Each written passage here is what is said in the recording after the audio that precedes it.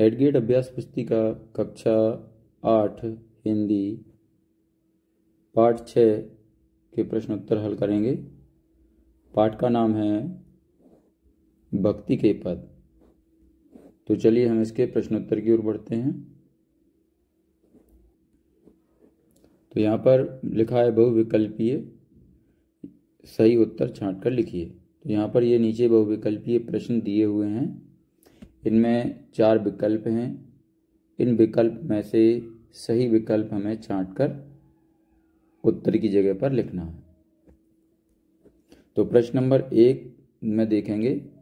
प्रश्न नंबर 1 में दिया है मात्रिक छंद दोहा में पहले, तीसरे, दूसरे और चौथे चरण विषम और सम चरणों में कितनी कितनी मात्राएं होती हैं। तो इसमें ऑप्शन ए दिया है 13 और 11, option B 11, 13, option C 11, 11, option C 13, 15। तो इसमें सही ऑप्शन है ऑप्शन ए 13, 11। उत्तर में हम लिखेंगे 13, 11। इसके बाद चलिए अगला प्रश्न देखते हैं हम। प्रश्न नंबर 2 है चरणवार मात्राओं की दृष्टि से दोहा का विपरीत छंद कौन सा है। तो इसमें ऑप्शन दिए हैं ऑप्शन ए चौपाई, ऑप्शन बी सोरठा, ऑप्शन सी कुंडलिया, ऑप्शन डी छप्पा। तो इसमें सही ऑप्शन है ऑप्शन बी सोरठा, और उत्तर की जगह हम क्या लिखेंगे ऑप्शन बी सोरठा।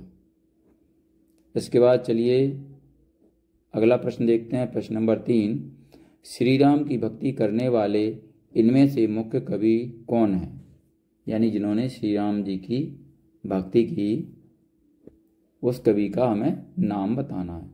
ऑप्शन में दिया है option A Surdas ji, option B Mirabai, option C Tulsidas ji, option D Rahim ji. तो इसमें सही ऑप्शन है ऑप्शन सी तुलसीदास जी। तो यहाँ पर इसका उत्तर क्या होगा तुलसीदास जी। यहाँ पर हम इसका उत्तर लिखेंगे। इसके बाद चलिए अगला प्रश्न है प्रश्न नंबर 4। इनमें से कमल का पर्यायवाची कौन सा है। कमल का पर्यायवाची यानी कमल को और क्या क्या बोलते हैं हम। तो देखिए वो पर्यायवाची हमें इन चारों ऑप्शन में से ढूंढकर लिखना है कमल का। तो ए ऑप्शन में दिया है कारज, बी ऑप्शन में सलज, और सी ऑप्शन में अंडज, और डी ऑप्शन में पंकज। तो इसमें सही ऑप्शन है ऑप्शन डी पंकज। उत्तर में हम क्या लिखेंगे ऑप्शन डी पंकज। तो चलिए हम इसके बाद अगला प्रश्न देखेंगे। प्रश्न नंबर 5 है इनमें से शुद्ध वर्तनी वाला शब्द कौन सा है। ऑप्शन ए है Valmiki, option B Valmiki, option C Valmiki, option D Valmiki. देखिए ये चारों अलग अलग तरीके से वाल्मीकि जी का नाम लिखा हुआ है। तो इसमें सही तरीका कौन सा है, शुद्ध वर्तनी का उपयोग करके कौन सा नाम लिखा हुआ है, वो हमें यहाँ पर उत्तर देखकर लिखना है। तो यहाँ पर देखिए ऑप्शन ए इसमें सही है वाल्मीकि। तो यहाँ पर हम उत्तर में लिखेंगे ऑप्शन ए वाल्मीकि। इसके बाद चलिए अगला प्रश्न देखते हैं हम। नीचे दिए गए शब्दों में से उचित शब्द चुनकर रिक्त स्थानों की पूर्ति कीजिए। तो नीचे कुछ शब्द दिए हुए हैं श्री कृष्ण, कामधेनु, सूरदास, तुलसीदास, श्री राम, भगवान का प्रिय, प्यासा। तो इनमें से सही शब्द छांटकर हमें क्या करना है खाली स्थान में भरना है। तो इसमें पहला प्रश्न नंबर 6 है सूरदास जी ने भगवान की भक्ति को खाली स्थान में भरेंगे कामधेनु के समान बताया है। इसके बाद प्रश्न नंबर 7 है। तो इसमें दिया है मीरा भगवान, खाली स्थान दिया इसमें भरेंगे श्री कृष्ण की परम भक्त थी। इसके बाद प्रश्न नंबर 8 है रामचरितमानस की रचना खाली स्थान में लिखेंगे तुलसीदास ने की। इसके बाद प्रश्न नंबर 9 है भक्ति काल के प्रसिद्ध कवि खाली स्थान में भरेंगे सूरदास जन्मांध थे। इसके बाद प्रश्न नंबर 10 है पियासो का मानक रूप खाली स्थान में भरेंगे प्यासा है। प्यासो जो है वो सही रूप नहीं है। प्यासा यहाँ पर खाली स्थान में जो हमने भरा है वो शुद्ध रूप है। इसके बाद चलिए हम आगे बढ़ते हैं। आगे दिया है अति लघु उत्तरीय। तो ये नीचे जो प्रश्न दिए हैं ये सारे के सारे कैसे हैं? अति लघु उत्तरीय। तो प्रश्न नंबर 11 है, ये अति लघु उत्तरीय है। इसमें पूछा है अधम का उद्धारक किसे कहा गया है? अधम का उद्धारक किसे कहा गया है? तो इसका उत्तर है भगवान श्री कृष्ण, भगवान श्री राम को कहा गया है। अगला है प्रश्न 12, प्रभु जी तुम घन वन हम मोरा। पंक्ति में घन का अर्थ क्या है? तो इसका उत्तर है इस पंक्ति में घन, यहां पर ये घन आएगा। घन का अर्थ बादल है। ठीक है, घन यानी बादल ही होता है। इसके बाद अगला प्रश्न देखेंगे। प्रश्न नंबर 13 है, गिरधर नागर किसे कहा गया है? तो इसमें उत्तर में लिखेंगे हम भगवान श्री कृष्ण को गिरधर नागर कहा गया है। इसके बाद चलिए अगला है प्रश्न नंबर 14, मात्राओं की गणना कर बताइए यह कौन सा छंद है?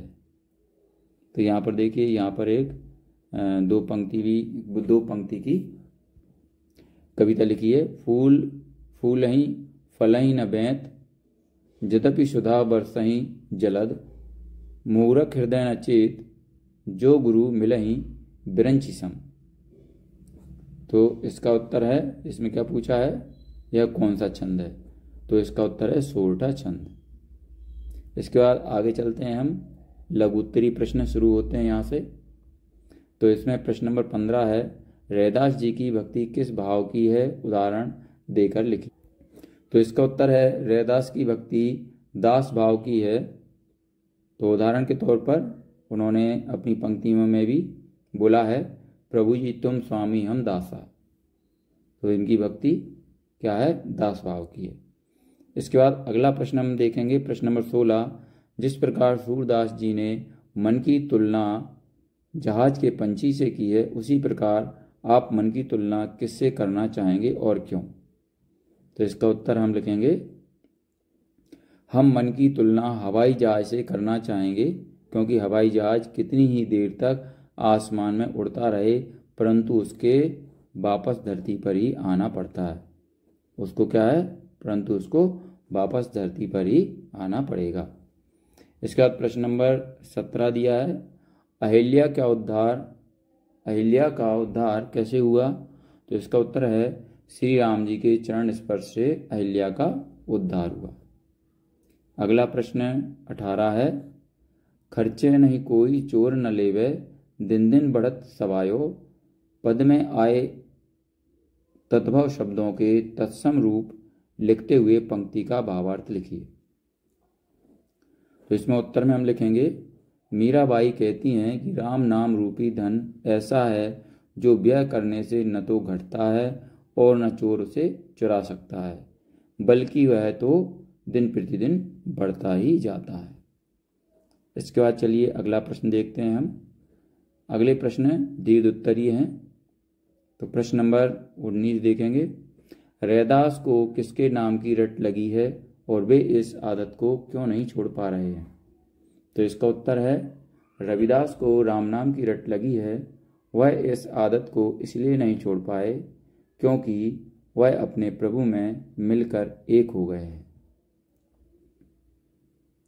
अगला प्रश्न है प्रश्न नंबर 20, भक्ति काल के प्रमुख कवि कौन कौन हैं? उनमें से किसी एक के बारे में 5 पंक्तियां लिखिए।